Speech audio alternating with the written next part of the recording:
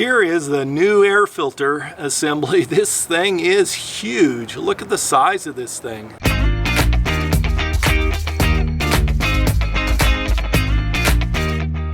Welcome my friends, Evan Gray here. Thank you for joining me for this episode. Just doing some maintenance today on the step van. Today I'm replacing an amazingly huge oversized air filter and vacuum hose and an air pressure sensor that attaches to the entire unit. So I'm going to be going under the hood and taking that apart. I'll link an episode above where about a year ago I took out the air filter assembly and it was a nightmare. I couldn't get the thing back together at the time. I was super weak from surgery, new to auto mechanics, and just didn't understand how to take it off, put it back on, and some tips and tricks. So today I'm hoping that it goes much easier. I'm in front of the Napa store here in Steamboat Springs, Colorado, and I've purchased an air filter, a vacuum hose, and a little sensor thing. Let me show you what I'm going to be working on. This is the air intake that goes right into here. This is the air filter itself inside of this metal canister. It starts right here and goes all the way back to right here. Here's a connection point. So the connection is a T-bolt band that wraps around the hose here, and another one back here that I have to loosen. I use a deep well socket on this nut here, and then there's two extra bands here that have clips on the side. So I've got to release those clips, undo this bolt, undo the bolt back there, and then I should be able to get this whole thing out. Getting it back together is a little bit more of a challenge. Here is the new air filter assembly. This thing is huge. Look at the size of this thing. Here's the back end of it, and here's the front end of it. Thing is really big.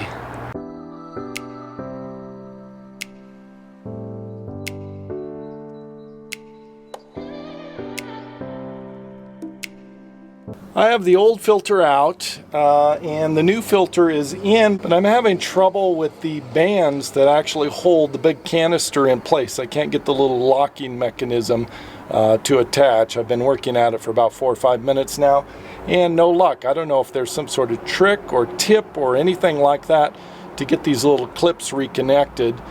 Maybe a special tool. I'm trying to do it with a screwdriver. Maybe I need a pair of pliers or some sort of special pliers to get it together. Let me know. Write some comments below while I try to work on this. Let me show you what I'm doing. Here is the clip. You can see on the bottom here, the clip there. Here's the clip mechanism. So it has this little hook here on the bottom that needs to connect to this. And there's just not quite enough distance to connect it together. I think the old filter was slightly distorted, so the band was at a sort of a custom size, so I can't get these together to get it locked in place. So I got to work on that. Well, I got it. I'm not sure exactly how I did it. I used a pair of pliers and managed to somehow just use the pliers to grab the clip and to move it into position, and then actually had to use the pair of pliers again to get the latches closed. It was a tight fit, but the new filter is installed. I just got to put the nozzle thing on the front of it, and then I'm going to run a new vacuum hose up to a air pressure sensor. Let me show you that. This little gizmo here is pretty fascinating. What it does is it senses the air pressure that is behind the filter to determine how much blockage is in the filter.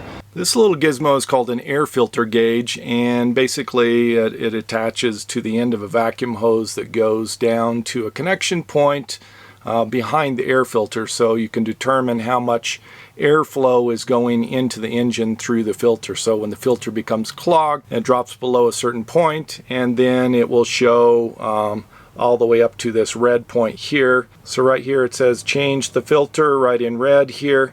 So that's basically when you're supposed to change the filter. The reason they do this is so you don't have to take that giant filter assembly out of that whole thing, which is quite the chore. It's a good 10-15 minute job to pull that out. And then the air filter itself is stuck inside of that metal canister and difficult to inspect. And the service manual also says that you're not supposed to blow out the filter or slam it down on anything or try to shake it, because they say that'll cause micro perforations in the filter, damage the filter. So they just want you to replace the entire filter assembly, which is about 60 bucks. It's not cheap, but anyway, I've driven it for almost a year, and part of that time on dirt roads, and there's tons of dust in there, so it was time for it to be replaced. Hopefully this will increase my fuel mileage, which by the way has been about 13 miles per gallon for diesel. That's pretty good for the size rig I have. Getting back to my point, I've not installed this new one because I need a little nipple for the end of it, and the Napa store here does not have the right size nipple to go to the vacuum hose that goes down to my system. So I went ahead and purchased this, and then I will have to hunt for another store that has the little nipple adapter to go out of this top end up into the vacuum hose. At that point, then I'll swap that out. But right now, the engine I think will run fine, and I think everything looks good. So up here when it hits the 25, which is this red line that goes across here, you're supposed to replace the filter. And then on the bottom there's a reset button. So you push the reset button and it's supposed to drop back to 0, which it's not doing. So I'm going to replace this here, and then it has a vacuum hose that comes off the top up here on this little nipple up here, and then goes down, and it attaches right back here on this little nipple back on this connection point here. Everything is put back together. It looks good. I think I had success. One of the tips I have for putting this oversized air filter in here is to use dish soap on any of the connection points that have rubber. So there is a point where the actual filter itself attaches to the assembly inside to the engine, the big tube there, and I just ran dish soap around that and it slid on really easy. Last time I struggled for over a day trying to get that connection on. Dish soap definitely is one of the keys. Also reducing the tension on that one band that goes around that area to its maximum diameter really helps too. So anyway, success on this project. I feel like I've come a long ways in a year, and really happy with my knowledge and increase of skill level with auto mechanics, particularly diesel mechanics. Thank you for joining me for this episode. Savor the moment. See you next episode.